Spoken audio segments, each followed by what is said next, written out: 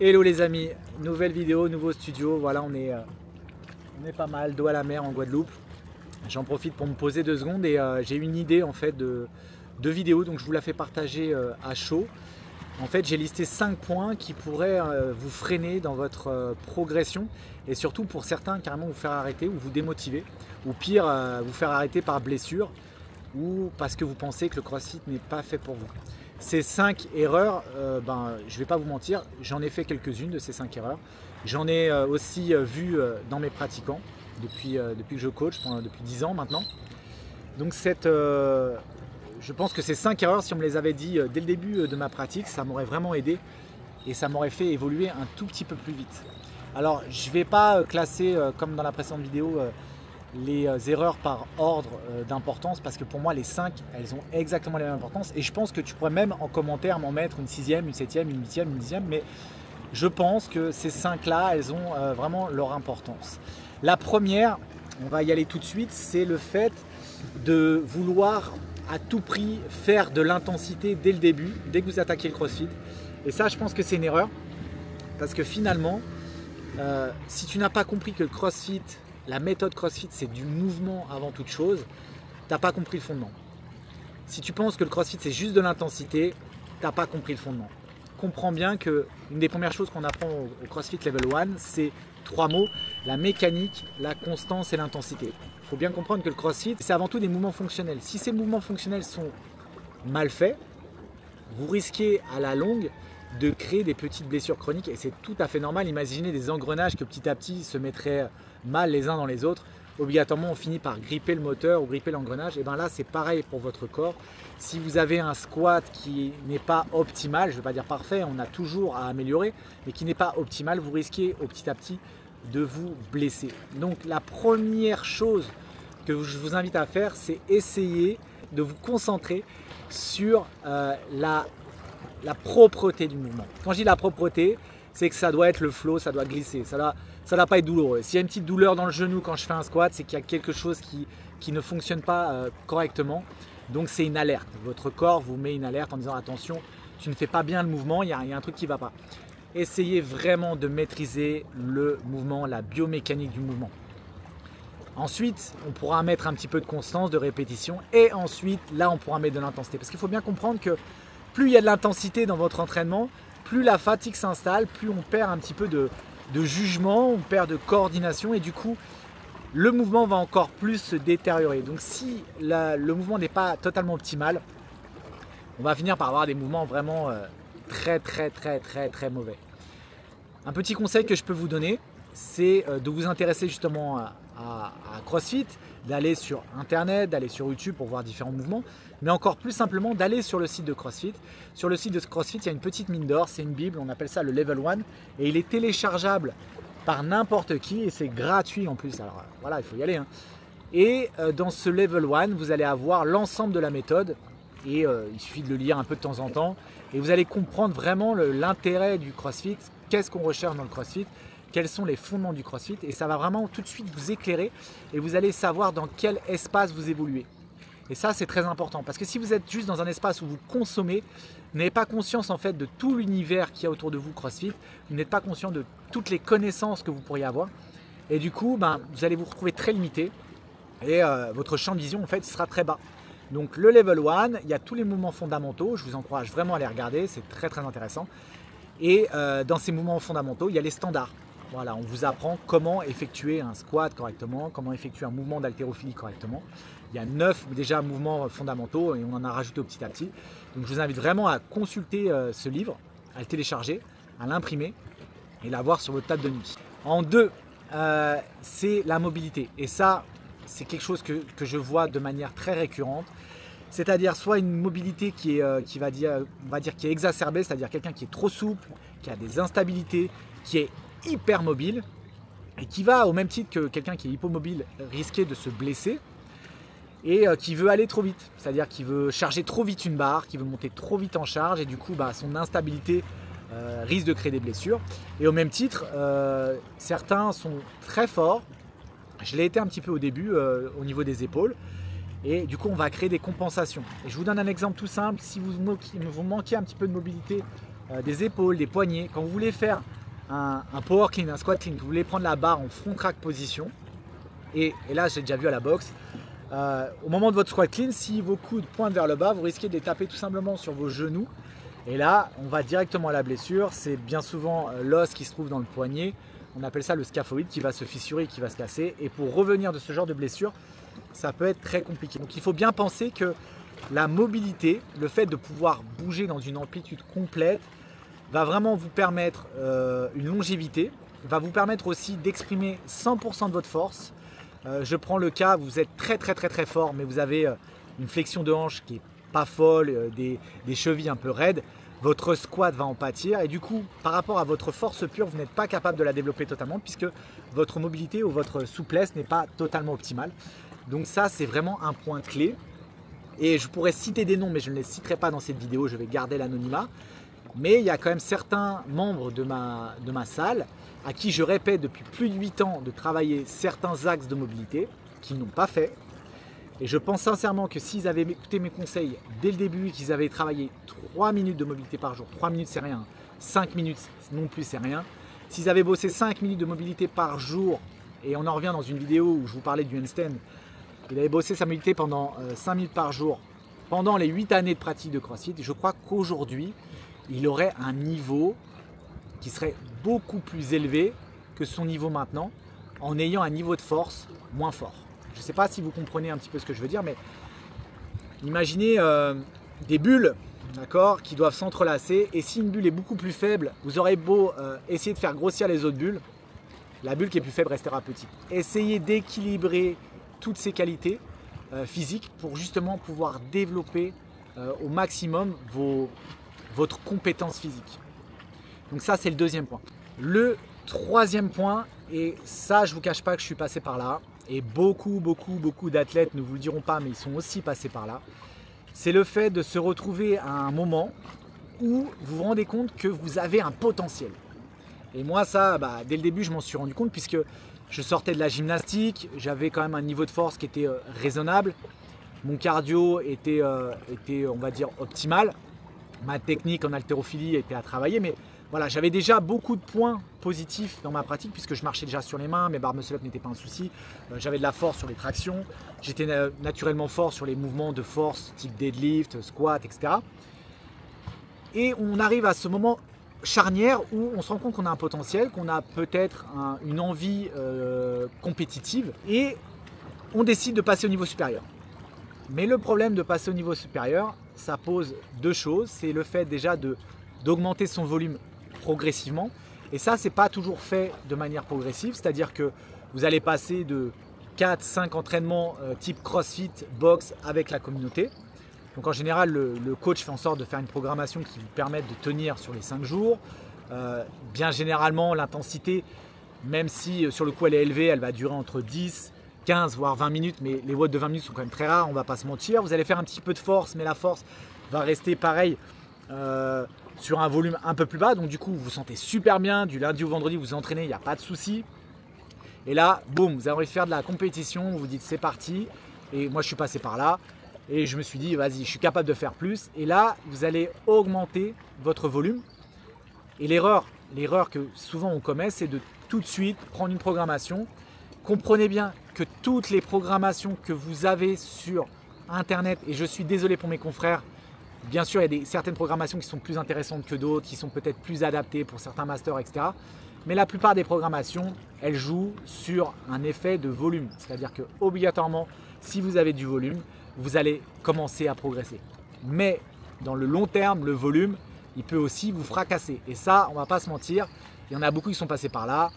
On se tape une semaine où là, il y a de la charge, etc. On est bien. Et la semaine d'après, coup de mou, la motivation qui baisse. Moi, j'avais carrément à un moment donné, quand j'avais des objectifs compétitifs pour certaines compétitions, un peu le mal au ventre avant d'aller attaquer certains trainings parce que je savais qu'ils allaient être très impactants. Et moi, je vous parle en tant qu'amateur, hein. Mais comprenez bien que ça touche aussi les élites. On a beaucoup d'élites.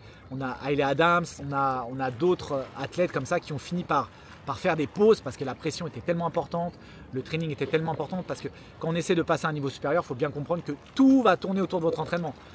Vous allez manger Ensuite, vous allez vous reposer, vous allez vous entraîner, vous allez manger, vous allez vous reposer, vous allez vous entraîner et ça va se répéter, se répéter. Alors, ça, sur 3-4 semaines, ça le fait, mais quand ça dure sur le long terme, pendant 1 année, 2 années, 3 années, moi, il faut bien comprendre, ça fait 10 ans à peu près que je m'entraîne au même rythme. 10 ans.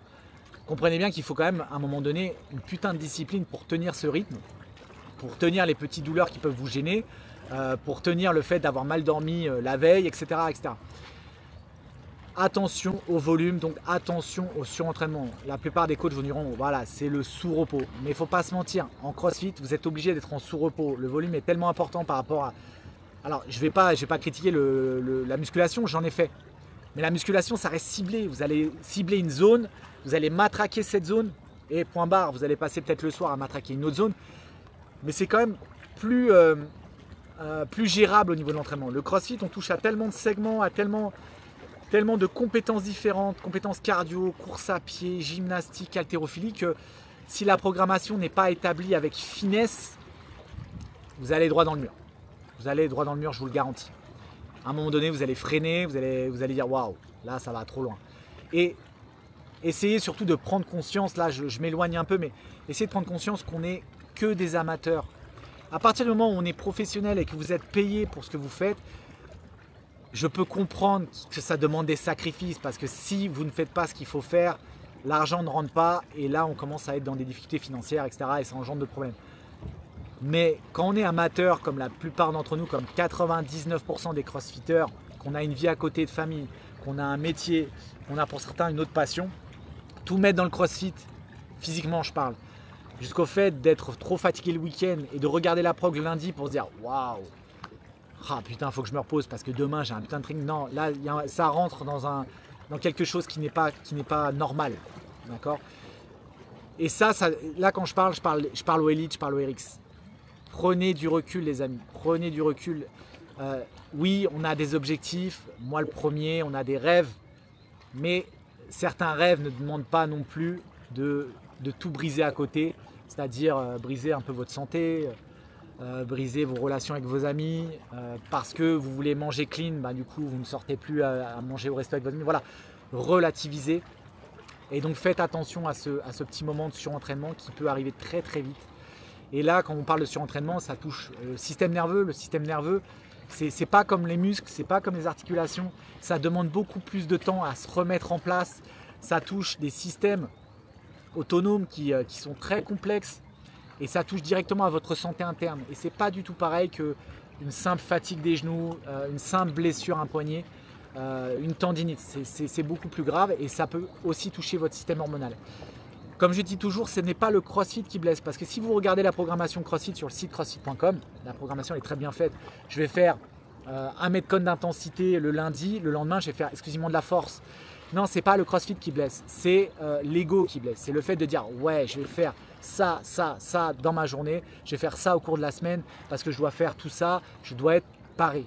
Mais des fois, moins c'est mieux parce que moins ça va vous demander de travailler la qualité. Et ça, la qualité, ça n'a pas de prix parce que c'est des basiques. C'était mon 3e point et je trouve ce point important. Alors excusez-moi d'avoir débordé, cette vidéo va durer 1 heure. Je voulais faire quelque chose de rapide et finalement voilà, il y a tellement à dire là-dessus. Faites attention, veillez sur vous, essayez de vous entraîner en groupe, essayez de voir si votre collègue a des moments de fatigue. Voilà. Prévenez tout ça parce que c'est plus insidieux qu'on pense. On va passer maintenant à l'erreur numéro 4. Alors un point très important qui est souvent négligé. Alors plus chez, on va dire, le débutant et l'intermédiaire, parce que le RX et l'élite a très souvent compris, et peut-être qu'il en fait même de trop à ce niveau-là, que la force est un point clé dans l'entraînement CrossFit. Pensez que tout tourne au niveau du cardio, c'est un peu une erreur. Parce que je vais vous donner une image toute simple. Si vous êtes capable de faire un front squat, et là je vais vous donner une charge énorme, mais vous allez comprendre ce que je veux dire. Si vous êtes capable de faire un front squat à 160, vous avez bien compris instinctivement que 80 kg sur une barre en front squat, ça va. Donc ça veut dire que si vous avez un WOD où il y a des squats clean à faire à 80, si vous avez déjà un front squat à 160, vous savez que le front squat va beaucoup moins vous impacter que quelqu'un qui a un front squat à 120 qui doit lever la même charge que vous. Donc le travail de force peut être vraiment un facteur limitant dans votre progression CrossFit. Et encore plus, là j'ai parlé haltérophilie, parce que c'est facile de le quantifier, mais encore plus en gymnastique. Je prends l'exemple à ma salle. on se rend compte à la boxe que la plupart des adhérents de la salle ont plus de difficultés sur les mouvements stricts gymniques. Pourquoi? Parce que ça demande un niveau de force élevé. Encore plus si vous avez déjà un gabarit assez lourd, un gabarit musclé. Il faut lever cette charge et on se rend compte que la force pêche en gymnastique et on se rend compte que le niveau gymnique en CrossFit, si je prends une moyenne de tous les adhérents du monde, le niveau gymnique est plus bas que finalement le niveau haltérophilie. Pourquoi? Parce que c'est beaucoup plus dur de lever son corps que de lever une charge. Je fais 100 kg, je dois lever une charge de 80 kg, c'est facile. Je fais 100 kg, je dois tirer une traction et je dois tirer mon poids de corps à 100 kg, c'est un peu plus difficile. Et c'est totalement normal, c'est logique. Donc ne négligez pas le travail de la force, que ce soit sur le travail de la gymnastique en strict ou sur le travail de l'haltérophilie. Et si votre point faible s'oriente plus sur le côté poids de corps, faites un axe d'effort sur le poids de corps et ne doutez pas un seul instant que les qualités que vous allez avoir petit à petit sur le travail de la gymnastique, votre progression sur le travail de la gymnastique va se répercuter aussi simplement que ça sur votre haltérophilie. Je prends un exemple, si je commence à travailler mes handstand push-up strict et que je commence à être fort sur mes handstand push-up strict, croyez bien qu'un shoulder press strict va être beaucoup plus facile. Du coup, mon push jerk va commencer à s'améliorer, c'est une logique. Donc essayez de cibler votre force, de la travailler. Ne faites pas tout tourner autour du cardio. Ça, c'est vraiment un des conseils notables que je vous donne et notez-le. On va passer maintenant à l'erreur numéro 5. Et ça, pareil, c'est une erreur que je vois très souvent chez le débutant. Mais on commence à le voir chez le RX et chez le Elite. Pourquoi? C'est le fait de noter ses entraînements. Alors pourquoi j'ai parlé du RX et du Elite? Je vais y venir dans un instant. Mais les débutants, bien souvent, mes athlètes débutants, je leur demande de tout noter. Notez votre entraînement. Pourquoi? Parce que ça vous donne justement un point de départ. D'accord? Et ça vous donne aussi une vue d'ensemble sur vos points faibles ou vos qualités. Je prends un exemple concret. Je note mes entraînements. Je constate que mon point de faiblesse, c'est la gymnastique. On va utiliser la technique SMART. Qu'est-ce que ça veut dire SMART? En fait, pour chaque lettre du mot SMART, ça va être en fait une explication sur ce que vous devez faire. On imagine, c'est le bar muscle up, d'accord? C'est un mouvement spécifique, c'est le S de SMART. Ensuite, je vais prendre le M. Le M, ça veut dire mesurable. Donc, tous les jours, je vais essayer de mesurer un peu ma progression. Le A, il faut que cet objectif soit atteignable. Ça, c'est un point important. Bien sûr, le R, vous l'avez compris, c'est réaliste. Ne choisissez pas un mouvement qui vous demande trop et qui soit trop complexe. D'accord? Choisissez quelque chose, comme on disait tout à l'heure, d'atteignable. Et enfin, pour le T, choisissez une temporalité. Je répète, SMART, spécifique, M, mesurable, A, atteignable, R, réaliste et le T, la temporalité, pour se fixer une date dans le temps pour arriver à réaliser son objectif. Pourquoi je parlais tout à l'heure des RX et des élites? Vous vous doutez bien que les élites et les RX, bien sûr, ils ont une programmation, tout est noté.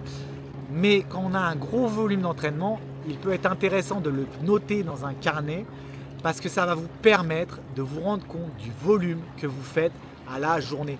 Et ça va vous faire prendre du recul, à vous dire « Waouh, lundi, j'ai déjà fait tout ça, il me reste encore 4 jours de training. » Mais c'est énorme. Et du coup, vous allez vous rendre compte que pour le corps humain, voilà, cette charge de travail, elle est très élevée. Et ça peut vous permettre de ressortir un peu tout ça, de prendre du recul et vous dire « Waouh, est-ce que ça en vaut vraiment la peine? Est-ce que tel ou tel exercice de renfort est vraiment utile pour moi? Est-ce que je ne peux pas le changer par quelque chose qui serait plus intéressant, moins physiquement impactant et plus intéressant pour ma progression? » Je prends l'exemple, vous avez une programmation, vous êtes pas mal sur les handstand push-up, vous avez 4 séries de 10 à faire en strict parce que c'est de la renfort. Vous savez que l'handstand push-up ce n'est pas un problème et vous savez que la marche sur les mains ou la pirouette est un souci. Soyez smart et dites-vous, l'handstand push-up strict c'est maîtrisé, ça sert à rien que j'en fasse trop. Je vais plutôt m'orienter vers ma pirouette, je vais travailler ma pirouette 1 heure, ça va moins m'impacter physiquement et je vais augmenter ma compétence. Essayez d'avoir vraiment un recul sur votre pratique, c'est très important. Le CrossFit est une méthode extraordinaire, mais si elle n'est pas comprise correctement, si on ne voit pas la méthode dans son ensemble, elle peut être destructrice. Et ça, je l'ai souvent vu. Alors même si nous, à la salle, à la boxe, on fait très attention à tout ça, on essaie de ralentir un peu les ardeurs, quand certains voilà, on est tous passés par là, on découvre le CrossFit, waouh, c'est génial, on a envie de faire 5 séances par semaine parce qu'on se sent terriblement bien. Et puis à un moment donné, on a un petit coup de mou, un petit coup de fatigue, on ne comprend plus pourquoi on est là. Et bien c'est ce que je disais tout à l'heure, le fait de noter va vous permettre de garder vos objectifs en vue. Je l'ai vu ça, on arrive à la boxe, je veux perdre du poids, je veux me tonifier, je veux réussir à porter mon poids de corps, je veux réussir à faire telle ou telle chose, et puis on tombe dans une routine où finalement cette routine elle est communautaire, on est avec ses amis, on s'éclate, et en fait on perd le but de pourquoi on est venu. Et ça, j'ai envie de la mettre au-dessus de tout, c'est garder votre objectif de base toujours en vue. Même si vous éclatez avec vos amis, même si la communauté a pris une part plus importante que vous pensiez dans votre vie, gardez vos objectifs de vue, ne vous perdez pas dans votre chemin. Et si vous commencez à vous perdre, n'hésitez pas à aller voir votre coach, il est là pour ça, il est là pour vous redonner le feu. Je vous le dis, le CrossFit c'est une méthode extraordinaire quand on a compris que le CrossFit en fait c'est tout.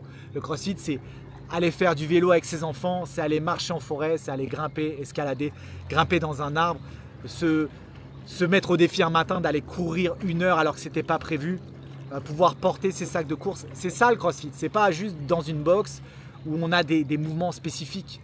Essayez vraiment de prendre conscience que maintenant vous êtes un 4x4, vous êtes tout terrain, vous pouvez tout faire, rien ne peut vous arrêter. Voilà, je vous souhaite une très bonne soirée, la lumière commence à tomber, c'est une vue extraordinaire. Je suis très content d'avoir partagé avec vous ce petit moment. J'espère vous donner vraiment une vision globale de notre méthode.